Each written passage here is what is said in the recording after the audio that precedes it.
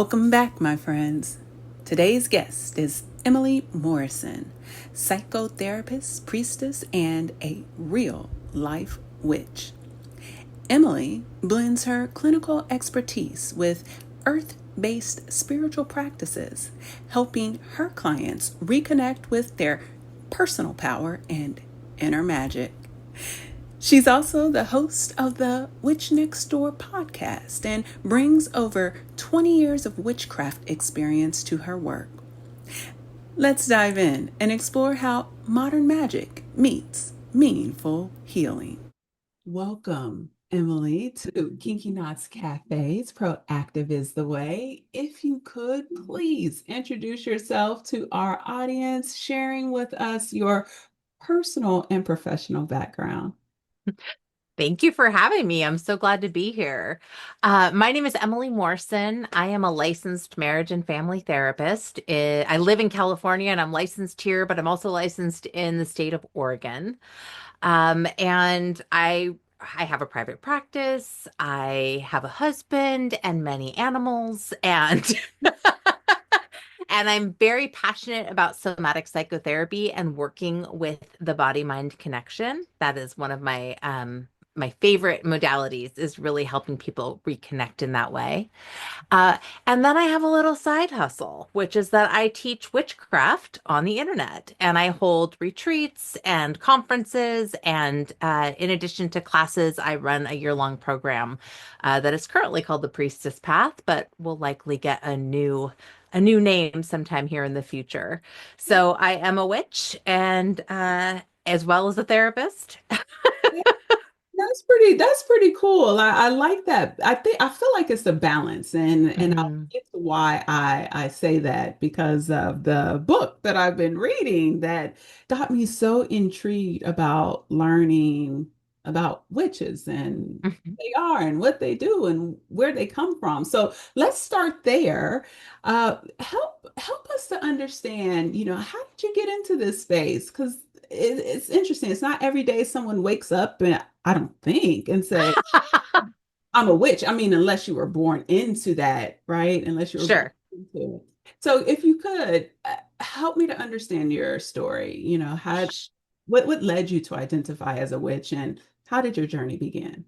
Sure. I think in some ways I was always interested in witchcraft because even as like a little kid, I was always interested in the occult and the paranormal. And at that time, I really equated all of that with witchery because, I didn't have another context for it. And then when I was getting to be a preteen, I started getting really interested in different ways of divination. And I got my first tarot deck when I was 16 and started doing that all the time.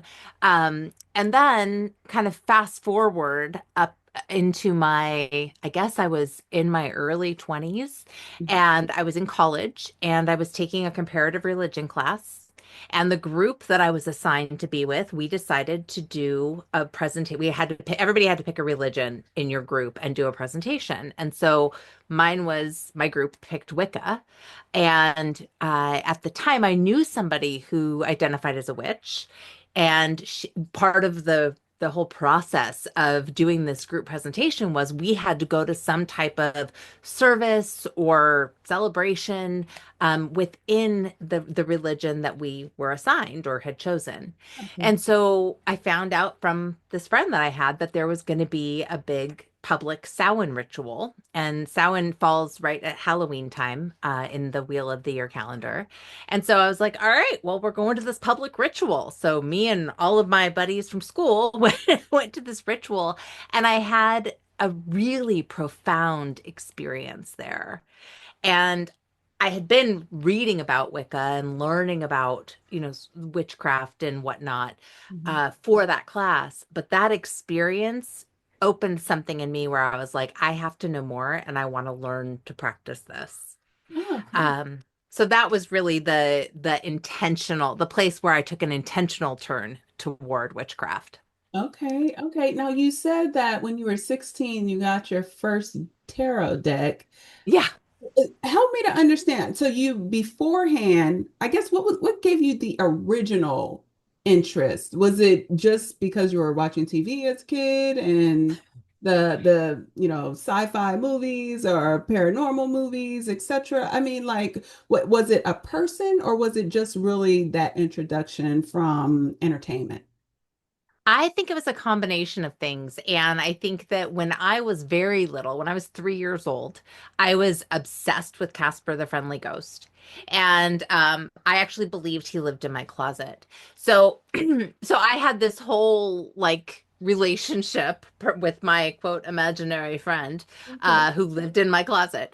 And and I think that my interest in that type of thing, that more supernatural, paranormal thing, Mhm. just peaked throughout my whole childhood. I was curious about ESP and telepathy, and some of that was influenced by the television and the stuff that was on at the time. I don't know if you remember that show, That's Incredible. Do you remember that show?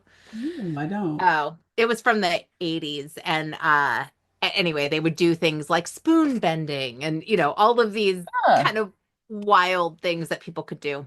okay. Uh, So that all intrigued me. And then as I got a little bit older, I just got more and more curious about all of those things and started doing my own research. And there was never anybody, any one person in my life who was leading me down that path. It was always just a curiosity and a connection with, I would also say a connection with nature, which now is a really huge piece of my own personal practice. Okay. Okay. Very, very cool. So talk to me a little bit because, I will tell you how old was I when I first met my first witch? Hmm. I want to say it was just a few years ago. Not a few years ago, maybe 27, yeah, 17, 2019. Around that time, I met my first witch. And I mean, like, it was the first time. So let me give you a little bit of background about me. Yeah. I live in the Bible Belt, right? Hmm. I grew up Christian and very Christian mother. My father, not so much. He was definitely, I would call what we classify as an atheist, but he didn't believe in any of that. And so I had a very nice balance. But because of where we lived, it was heavily Christian oriented, right? And so getting involved in things like witchcraft is completely forbidden. Don't you even think about it, right? Hmm. And so it's interesting. I would have never thought about it again until maybe just a few years ago when I met my first witch. And she was so cool, you know? I mean, she invited me. I remember when she invited me to like this women's circle and I didn't go though because of, all of the thoughts and what I thought about witches and witchcraft. But I really liked her. I liked her spirit. I felt like she was a good person, etc. Right? Hmm. And so I had all of these preconceived notions. Can you help us demystify that word witch? Like what is the historical origin of witches and how does it connect or not connect? Because I think you educated me a little bit about that it necessarily does not have to connect to Wicca, but talk to us a little bit about that. Sure. So I want to start with the witch, the witch myth. The witchcraft myth, I would call it, which is basically, and this is what I learned when I first started looking into witchcraft Mhm. and Wicca specifically, the way that it was being sort of fed to me in books I was reading and just a general conversation I would have with people was that in Neolithic times, pre-Christian era, there was this goddess religion that was across the world and everybody sort of believed in it and practiced these same things and they were quote pagan in nature and tied to the rhythms of the planet and what was happening but they were goddess centered religions and that when Christianity came in and it took over all of these religions and sort of transformed it to be Christianity, to engulf it. Mhm. So this is not true. Mhm. The archaeological record does not prove that this was like a religion that reached across the world and whatnot. Okay. What is true is that Wicca was actually born in the late 40s, early 50s of the 1900s. So it's new. It's a new religion. Okay. Um, so that is true, and it is based on Celtic festivals, mostly Celtic festivals, although there are some like Viking Nordic traditions that have also gotten looped into it. Okay. Uh, but it's a fairly new religion if you're going to look at it that way. Got it. Now, that being said, there were many festivals throughout the world that were based on what we now call the Wheel of the Year, but had to do with the seasons. Because if you're people living on the land, Right. right? You're focused on when is the sun coming up? When is it going down? When is growing season? When is not growing season, Okay. right? So you're living more in rhythm with the earth, but it doesn't necessarily mean that you are practicing this very specific religion, which is what Wicca came to be. Okay. Um, so that's Wicca. But if we talk about witchcraft, Hmm. I think that that's a much broader umbrella. And Hmm. I think that it actually encompasses some of these older traditions that I'm referencing, as well as folk magic.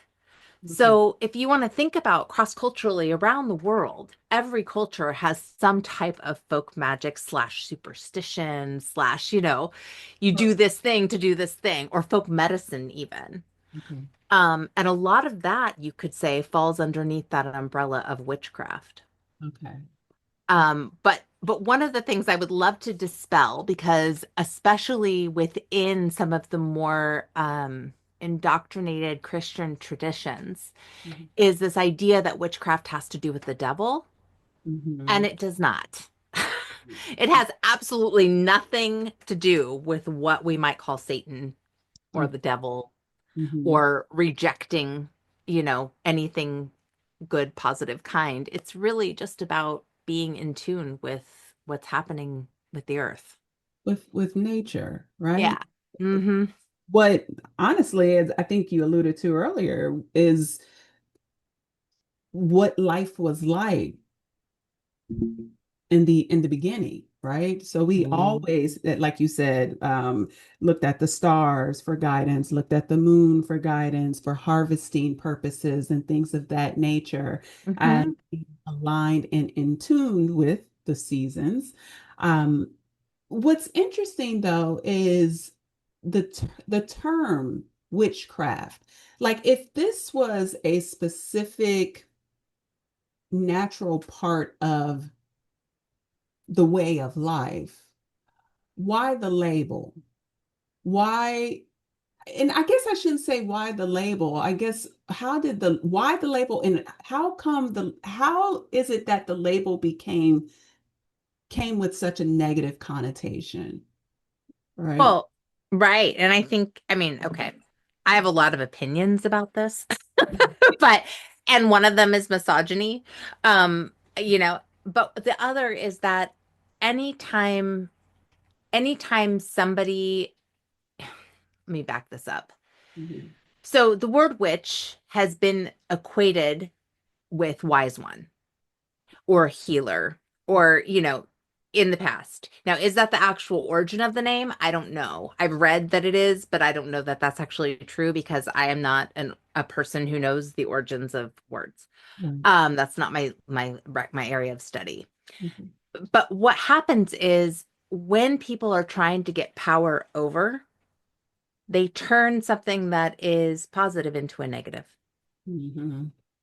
Mhm. So, if we think about, for example, the witch trials, Mhm. right? Who was being killed? Women were being killed. Mhm. Did it have anything to do with what we might equate witchcraft with today? No. Mhm. In fact, most of it had to do with puritanical things going on and these accusations about being involved with the devil. And Mhm. some of that had to do with people who were herbalists or midwives.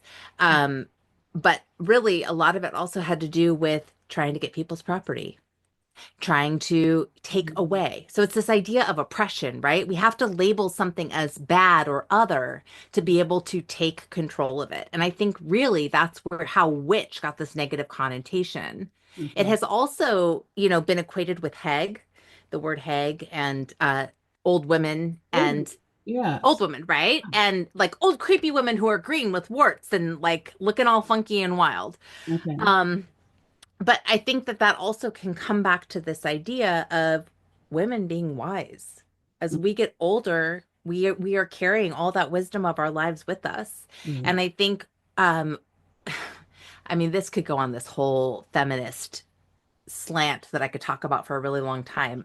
But Mm-hmm. but at the end of the day, I think that, there has been this devaluing of women Mm-hmm. and a devaluing of older women specifically.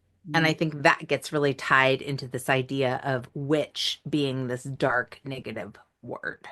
Yes, because if you think about it, and wizard, right? So you have a witch Hmm. and you have a wizard, and I just kept Hmm. thinking to myself, now, how come we don't speak negatively about a wizard, which is really similar to what a witch is in some form, shape, or form?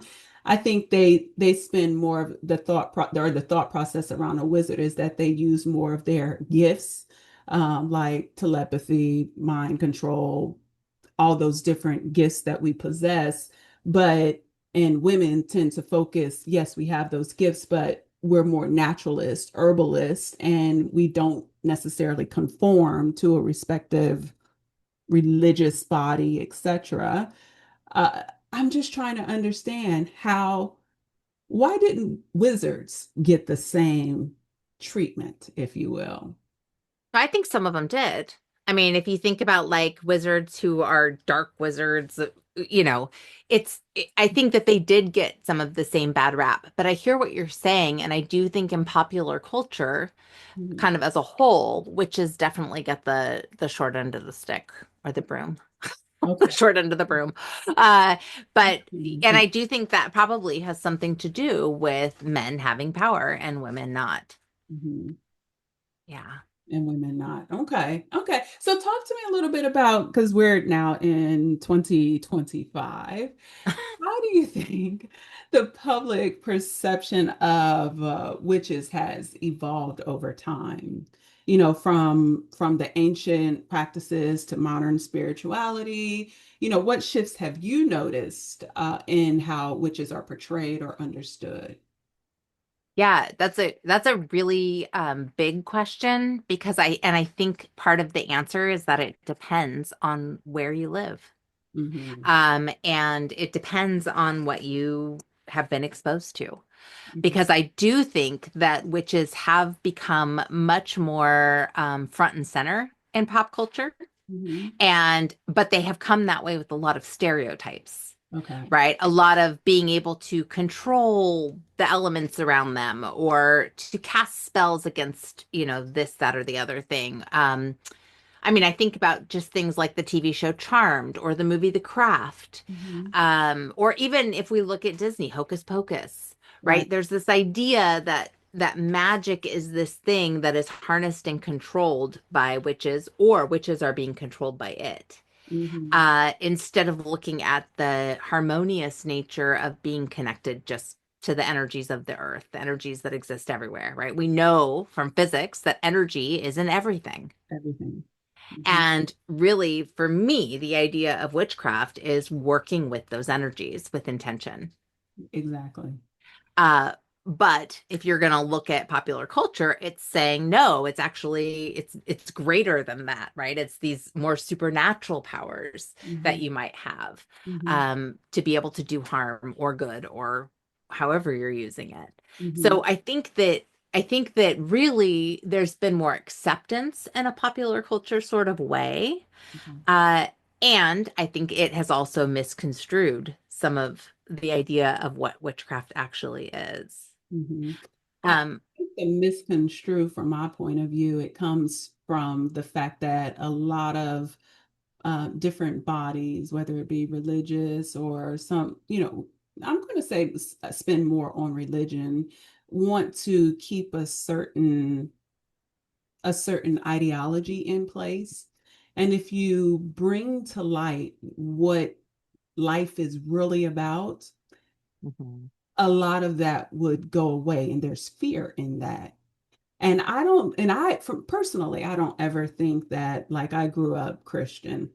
And I loved all of the stories that we used to read in the Bible, the Mhm. Torah, the gospel.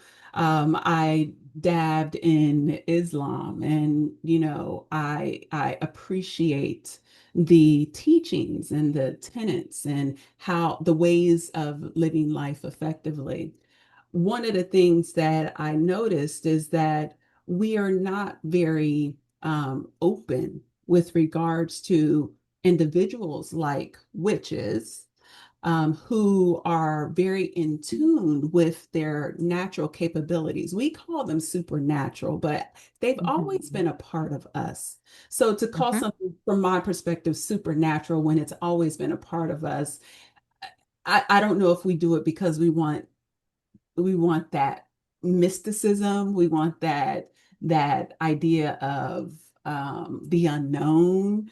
Um, I don't know if we call it that because that's how we want to portray it, but it's always been our way of life, right? Mhm. And so it's just really interesting to me when I see groups or bodies of people still talking about this population, whether it be a witch, whether wizards, etc., in a negative and showing it in a negative light when really all they're doing is being human, and Mhm. they're leveraging the gifts that they've been given in order Mhm. to manifest their life, or in order to and and I know I'm kind of going on a tangent here, but I just really wanted to share with you why I feel like so many individuals hold on to these negative connotations versus really trying to understand who you are as a person, Mhm.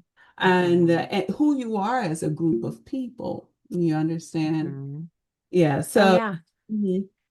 I think, I just to kind of riff on that is I was really close with my grandparents and they're now since passed, but I went to witch camp one year, which Did you? was yeah, it happens every year. It happens around the globe. There's multiple witch camps out there. But I Okay. went to this one in Canada and my grandparents lived in Washington and so I went and stayed at their house before and after. And my grandma was a very good friend of mine, but she was like she grew up in Salt Lake City or near Salt Lake City, Utah. So she was not in Salt Lake City, but near Salt Lake City. Her family had been Mormon and she was not, but her extended family was, and that was the culture she grew up in. So here I'm showing up and I'm like, "Hey grandma, I'm going to witch camp." And she's like, "Oh, I don't know about you, Emily," which was one of her favorite things to say. Uh, But she was interested and she was curious. And when I came back, she said, "I don't really understand what this is all about, but it seems good. Like the way you're talking about it seems like a good thing. Mhm. And we could have conversations about it." Mhm. And I've had other family members and people in my life say similar things like, "I don't really get what this is all about." And then I start to explain it, and they're like, "Oh." Mhm. Oh, that's not what I thought witchcraft was about at all. And I'm like, yeah, because of all the misconceptions that are out there and the ways that things are construed. Mhm. And I do think, I just to also add, there are a lot of Christian witches out there, for the Mhm. record. There are a lot of women who identify, and men too, who identify as Christian, who are also practicing witchcraft. Mhm. They're not mutually exclusive. So help my audience understand, because I will tell you, when I was reading the book, right? So we have, of course, our featured book for this month, and actually for the next couple of months, and it's all about self-care, right? From a witch's perspective. Hmm. Help define some of this for us when you talk about witchcraft, because I think that where a lot of us get lost, and I'm going to go back and share a quick story. Yeah. I lived in New York City, okay, and when I lived in New York City, I think it was around 2003. The first movie Harry Potter was coming out, but I didn't even know that the book had been out since 1997, I believe. Hmm. And so living in New York City, everybody's like, "Oh my gosh, Harry Potter this, and everybody's buying the books and we're on the train and everybody's reading the same books, etc. It was just like such a big to do. And every was very open and receptive. It was like the first time where I saw everybody like really open and receptive to this idea of witchcraft, etc. And so I will say it was really fun, honestly, being a part of the whole mystic, the whole, I don't know which, the entertaining side of the magical side. That's the word. Yes. The magical side. But of course, it's TV, right? Hmm. And so when you have TV, you gotta elaborate and make it a little bit more than what it actually is. And so I will say, when I started reading this book, I thought to myself, I was like, well, dang, where is the spells and the potions? I was hoping to see what I had read in the book, what the Harry Potter books, or what I had saw on within the movies. But it's nothing like that. No. So if you could, can you define some of these terms, like what a spell, when you say spell, what does that mean? When you say witchcraft, what does that really mean? Sure. So I would say witchcraft is again, the umbrella term, for really connecting with the elements, working with those energies I was talking about, living with intention and, setting intentions. But really, I mean, overall, for me, it's really about attuning to the natural world, and those rhythms that exist within me. And then being able to dip into those energies that are all around, whether you call it psychic or empathic or, just in tune and intuitive, being able to really hone those skills, which, like you were saying, we all have. We are born with them, we live with them, but some of us are just more in touch with them than others. But for me, that's definitely part of my practice. Mhm. And then when we talk about doing something like a spell, it's really about setting an intention and then creating some type of way of raising energy around that intention to be able to send it out into the world. Mhm. So that could be something as simple as whispering a prayer on the wind, Mhm. right? My very favorite spell of all time is from, it's so silly, but it works every time. It's Mhm. from Dorothy Morson's book. She's not related to me, but Dorothy Morrison has a book called Everyday Magic, I believe is what it's called. And there is a parking spot spell in there. And in that spell is, Goddess Mother, lift your face, find for me a parking space. And Mhm. whenever I cannot find a freaking parking space, I say that, and sure enough, I find a parking space and I leave some pennies for the powers that be on the ground. And I'm like, oh yeah, that was my magic right there. So funny. That is so funny. So yeah, so I like that because when I was reading the book, right? So the book as it relates to, self-care, Mhm. I realized a lot of what I was experiencing is really what I do every day on a daily basis. Whether you're a Christian, a woman that doesn't really follow any type of faith, from my perspective, it was feminine energy is how Mhm. I framed it. I feel like personally, as a woman, as a mom, I'm always getting up. I'm always setting my intention. I'm always cleaning my space, getting ready to think or say a prayer, to help in manifestation of things that I value or want in life, or if I need direction. I don't have a lot of medallions or trinkets or things that I pray on or over, but in a lot of different religions, whether it be a rosary or beads of some sort, you do see that a lot of individuals do that. And so when I was reading the book, I was thinking to myself, why even use the term witch, right? I said, this is naturally who we are, right? And who I am. And then I was like, well, who a lot of people are. We all should be called, if this is the case and we have to have a label for something, then we're all witches. We're all wizards of Mm. some sort because we all in some way have a belief in something. in some way, shape, or form, have a ritual that we go through to help us be able to manifest or to get through whatever it is that we have to get through. And so for me, I just kept saying, gosh, it's disappointing to know that we put such a negative label on what we do in practice Mhm. really every day. Well, I think part of the negative label also comes from the mystery of it. Because even though we could break it down and be like, you do that, you have this intention, you work with this specific energy, and you bring this into being, Mhm. there's still this mystery about how it happens, right? And it's coming from us directly and whatever connection we have to the world around us. Right. We're not giving that power away to some higher being. We might believe in a higher being or a higher power, whatever that is, the universe, God, whatever you might call that energy. Mhm. Um, but there is something about the mystery of it all that I think can freak people out and make it a little more like, ugh. I mean, if you want to think about something in terms like of divination, let's use that as an example. Mhm. For millennia, people have been divining. I mean, we can think about like the Oracle at Delphi. Mhm. We can think about the shamans who used to use weather witching or casting bones as a way to try to see the future. Yeah. We are human and we want to know what the hell is going to happen next. Because it's really scary to not know. So Right. we're going to try to figure that out. And so divination has sort of become this tool that people have used over millennia to try to make sense of what's coming next. Right. Now, do I think that divination's telling the future? I don't actually. I think what it's telling us is to look at what we already know. Mhm. And I think it's opening a portal to be able to let us maybe see a little bit more clearly what we already know. Mhm.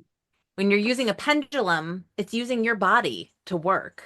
So Mhm. it's tapping into your energy and your intuition. And And when you're using tarot cards, you're looking at the archetypal images and energy that's there, and you're letting them tell a story that your mind is filtering through.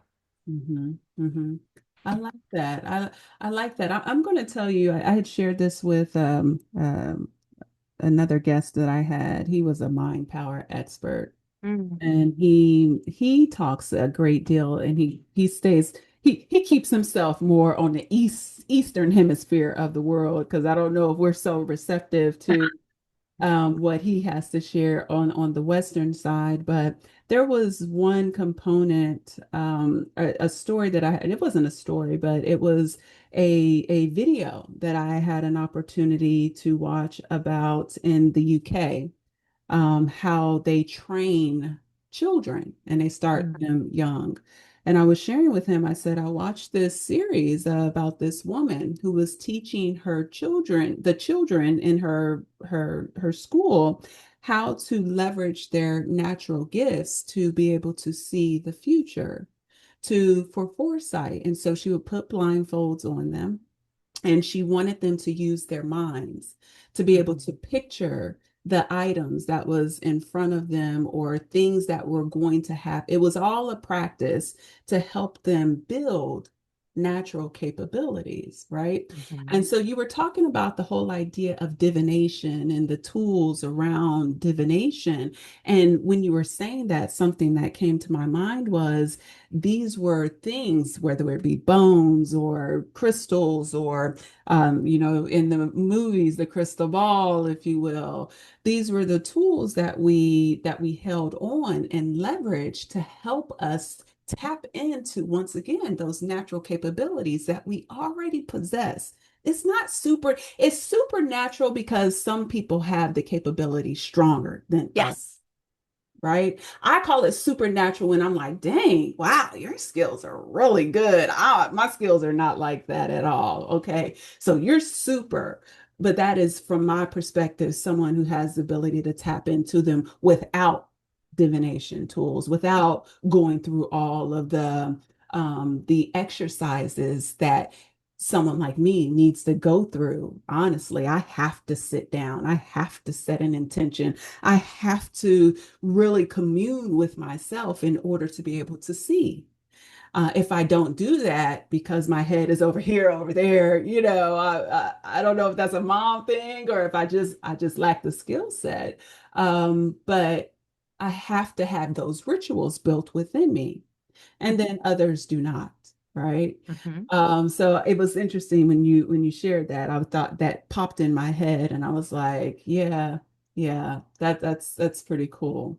All right, all right. Did you have anything else you wanted to share with regards to that? Just as I was thinking about divination tools, I think one of the things that the tools do, and I teach this when I'm teaching people how to use them, is really it gives you this anchor because I have a squirrel brain. My brain is everywhere. I'm thinking of 500 new things every minute. I'm all over the place. And if I'm needing to check in with my intuitive self, Mhm. I often need something that is going to anchor me so that I'm not like, oh, but what about this and what about this and maybe that, and I don't know. I think maybe or my anxiety comes in and takes over, and then I really have no idea what's going on. Um, So, like when I do readings for people, especially like at a fair or something where there's a lot of stuff going on, having my cards lets me just have a place to focus my energy, and it lets me access those tools. So like you're talking about having to do rituals or something to be able, yeah, setting your intention to be able to come into that place of intuitive knowing.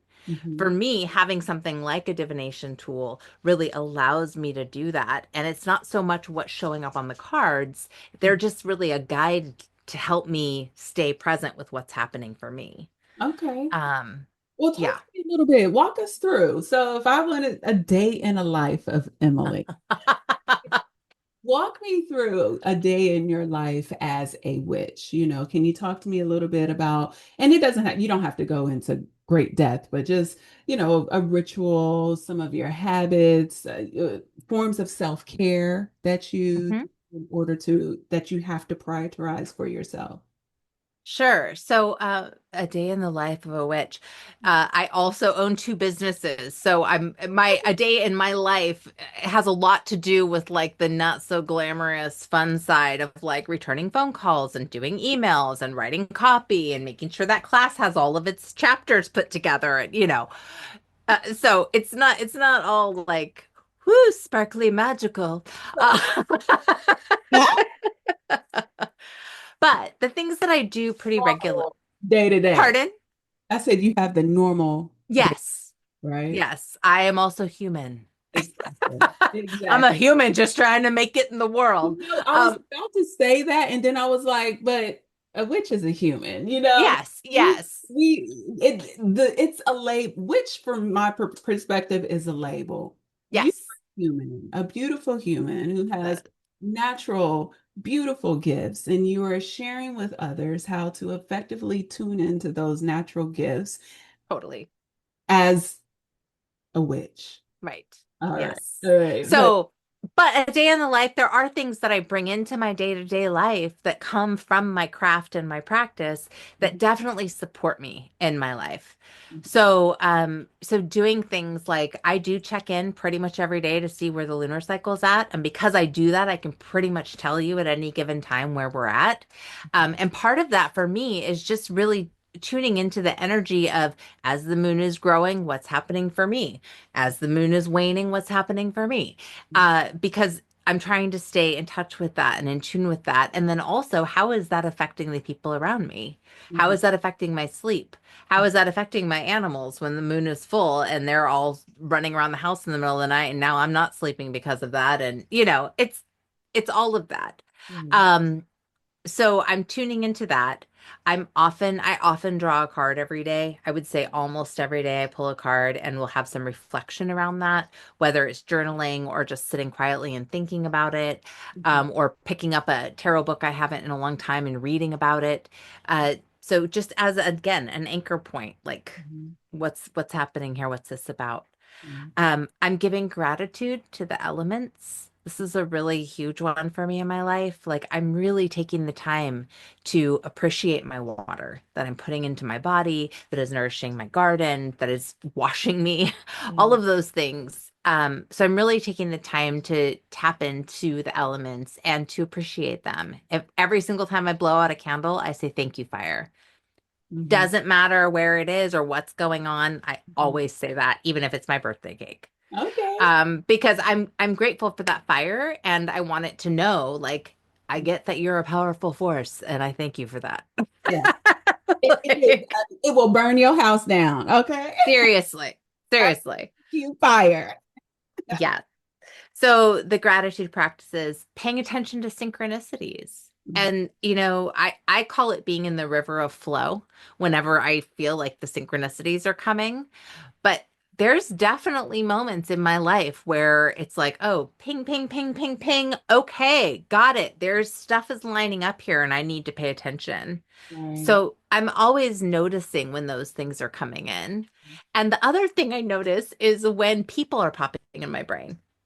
Mhm. So if I'm having, somebody who's coming into my brain a lot and I'm thinking, why am I thinking about them? I don't know why. I will just reach out and be like, hey, I was just thinking about you. Mhm. And I would say 9 times out of 10, they've been thinking about me too, or they've been wanting to talk to me about something. Right. Well, that's the Um, energy that you were talking about, right? We are mhm. connected. We Yes. like to divide ourselves by color, by class, etc. But the reality is that we are all one. And Hmm. a lot of people don't, I think they get a little bit nervous when I talk about the fact that we are all one, but we all possess this energy with regards to, I mean, if you go back to the beginning of time, how the first humans were formed, we Hmm. were all formed simultaneously. And what I mean by that is with that energy that helped to develop us into what we are today. So an element of you exists in me, right? And so, Totally. if you when you have those thoughts, it most likely is the fact that we are communing with unknowingly. Okay? Hmm. Unknowingly, we are communing with each other. I call it telepathy, Hmm. especially before we had language. How did we communicate? How did I know that, my son was in trouble in the woods and I was at home cooking dinner? Back in the Hmm. day, before language truly existed, these skills that we possess were much, much stronger. But over time, because we have language, now we have cell phones, we can't remember nothing. We've developed all these tools. Hmm. Right? We've developed all these tools that has lessened those natural capabilities that have always been a part of us. And so, when I see, um, when I think about when you said that, it reminded me of how I used to live in Senegal, West Africa, and how it Hmm. would be um, in Senegal, but my father, he would feel or sense me. And he was always right on time, contacting me. Hey, how are you doing? At the right moment in time, right? Hmm. And he didn't birth me. My mom birthed me, right? But I was thinking, there's an element of you, of course, within me because I was conceived through you. Right. And that energy, it exists through us all, whether we want it to or not, which is why I find it very, very difficult to hate someone. It's very difficult for me to hate someone when I look at you and I'm like, you are me and I am Hmm. you. And when I look at you, I feel like I have to be a good steward to you because you're a Hmm. part of me. And if I treat you wrong, then I'm treating myself wrong. If I do a disservice to you, then I'm doing it to me. Because we possess this energy. And Hmm. but a lot of people, I don't think a lot of people think like that. And I think a lot of people are like, dang, this girl don't ever get mad at no one. It's very difficult for me to get mad at people because I look at you and I see me. I do. Yes. When I see me, I interact with you and your children, etc., and you're all a part of me. So it's just very interesting, that you shared that, and I just wanted to share. It's because we are a part of each other, whether we want to or not. You were born in a white wherever you were born, right? I was born in a Black family in Ohio, etc. But we're still connected. I still Yeah. look at you as my sister, right?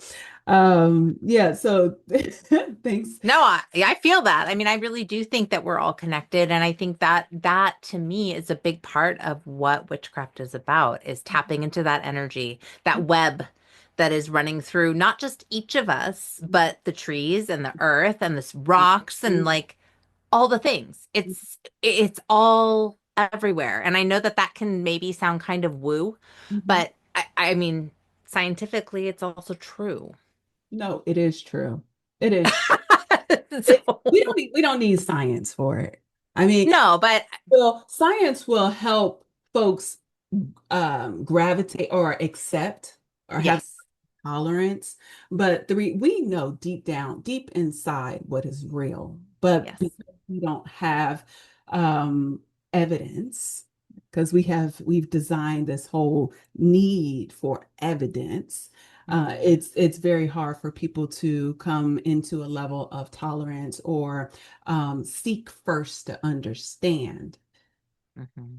From my perspective, if you do that, if you're someone who possesses that, everything will be understood. But we hinder ourselves from seeking first to try and understand, which is disheartening because when we do that, we stop our progress. We stop our ability to be progressive.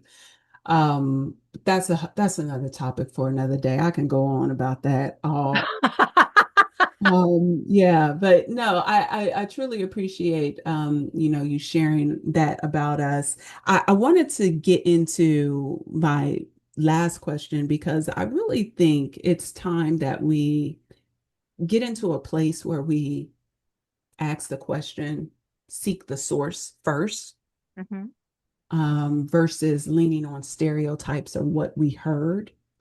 And it would be helpful if you could share with our audience, especially those who might be a little apprehensive, like, yeah, my mama told me don't hang around witches, and they really don't have an understanding. What's a safe space? What is it that they can do to help themselves learn a little bit about you, about who you are with a witch and what you do?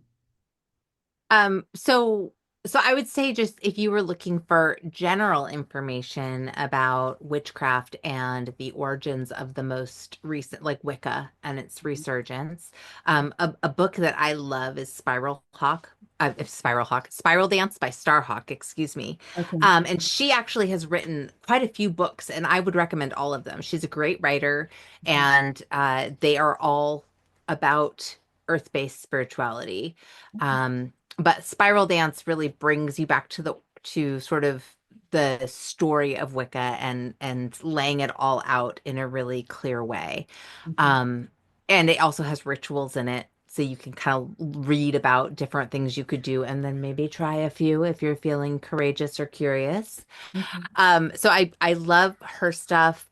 Um, Cunningham is another author who a lot of people sort of he's kind of like he writes a lot of books that they're like people's first witchcraft books. So if you wanted to just sort of get down to the beginning of yeah, they're simple, they're easy to read, and there's multiple ones about different topics, including things like herbs. Okay. If you're like a herbalist person or curious about that. Okay. There are so many authors, and it's really hard for me to narrow them down. I literally have three bookshelves in this office that are full of different books about witchcraft and folk magic. Okay. So, so it's really hard to narrow it down. Okay. But those I would say are two really easy ones to grab onto. Um, but especially Spiral Dance, that's the one that I tend to recommend first and foremost. And then I teach witchcraft. If you ever want to come and check out some of the stuff I do, you can find me at wisewomanwitchery.com. I have several classes that I offer, and then I also offer this year-long program. And my year-long program really takes you through the foundational practices of witchcraft and then builds on them, bringing in some of the inner work because my whole thing is that I believe, as we've been talking about, we are the vessel. We are the tool Mhm. in the craft that we create. And in order to really be a clear tool and a clear vessel, we have to be willing to do the inner work. All right. And so part of that might just be my psychotherapy background, but but the other part of it is it's Mhm. true. It is. I was going to say it is so, so true. Before I even had to put a label on it, I think that, learning about witchcraft, learning about really, I thought to myself, I don't define myself as a witch. I don't label myself, but a lot of the things that you do in terms of setting intentions, in terms of digging deep within to truly understand who I am, what I'm about, what feeds me, what drains me, etc. And how do I get connected back to my natural state of being without being pulled this direction because I have to feel like I belong here or over here, etc. But getting really to understand me so that I can be of service to others. Hmm. It's all a part of really what you do. Hmm. I don't label it that, but I don't label it a witch. But it is a part of something that I do. And so, but thank you for sharing those resources. I did. Are there groups or any type of communities that exist that if individuals wanted to meet a witch and get their own firsthand experience, understanding what a witch is, who they are, can they go? Right. That's a good question. Part of it depends on your community and Okay. where you live. There's a lot of online hubs, especially if you were to look up on Facebook like witch groups. Like there's quite a few different types of witch groups out there that you can always lurk in and see what people are talking about and get curious that way. If you live somewhere where there's a metaphysical shop, that's usually a good place to go and find out like, are there local witches? Okay. Are there people, maybe there's a crystal shop or some new agey place. Okay. Um, there's some overlap there with witchcraft. And so, sometimes that's a good resource. If you're out traveling, I mean, let me back this up. I think that one of the coolest ways to learn about witchcraft is to find out about the folk magic for the place you live. Hmm. And you do that by finding out who lives where you are, who are the generations that have been there before, and what is their relationship with the energies? What are the superstitions? What are the things? There's so many things that we do, just thinking about superstitions and whatnot that really are have their origins in like folk magic. Okay. So things like throwing salt over your shoulder when you spill it, Okay. uh, you know, just things like that. So that's what I would say. I mean, that's a pretty broad answer, Mhm. but and I'm always open to questions. If you're listening to this podcast and you're like, "Hey, I have this question," email me at emily@wisewomanwitchery.com. I'm happy to answer any questions I can for you, and maybe even help you find specific resources, for what you're looking for. Okay, fantastic. Emily, Yeah. this was absolutely amazing. I knew it was gonna be good. I was like, it's gonna be good. I said, I hope my neighbors don't start tripping because oh Lord, Toya's communing with the witches now. What else is she about to commune with? But thank you so much. I truly appreciate you taking the time out of your day, helping us to better understand, demystifying the whole idea of a witch and really helping us to truly get to a deeper understanding with regards to who you are, what you do, etc. Thank you. Yeah, thank you. I really appreciate you taking the time and reaching out to me to ask me to be part of this. It's always fun to get to chat. And now it's time for our quarterly giveaway and a sneak peek into what's coming next month. To thank you for being a part of the Proactive is the Way community, we're giving you a chance to win $100 in cash. In addition, our featured books from this quarter, or an item of your choice from the KK Cafe collection. How do you enter? Well, you could subscribe to our podcast on Podbean, join our Facebook group, Proactive is the Way, and engage in the Facebook group, whether it be through a comment, a post, or participate in any of our activities to increase your chances. The giveaway closes at 11:59 p.m. Eastern Time on Saturday, June 28th, and we'll announce the winner on Sunday, June 29th. Winners must claim their prize within 30 days, and if a book is unavailable digitally, you'll receive a KK Cafe collection item instead. Next month, we will be exploring astrology, rituals, and the modern witch as we continue our journey into the world of witchcraft with Tanae Stewart, author of the Modern Witch's Guide to Magical, with a K, self-care. Tanae is a practicing cottage witch and self-love empowerment coach who helps women reconnect with their inner power through astrology and rituals. Together, we'll uncover how the stars, self-care, and sacred rituals come together to create a more empowered life, and maybe even discover what's mystical, magical, or simply misunderstood. In preparation, please pick up a copy of the book and join us in 2 weeks as we conduct a review of Tanae's book and discover self-care through the lens of witchcraft, the truth behind rituals and setting an intention, as well as how astrology can become your spiritual compass. Let's redefine what it means to be a modern witch. For past episodes and more on Proactive is the Way, please visit www.kinkyknotscafe.com. Until the next time, Proactive is the way, my friend.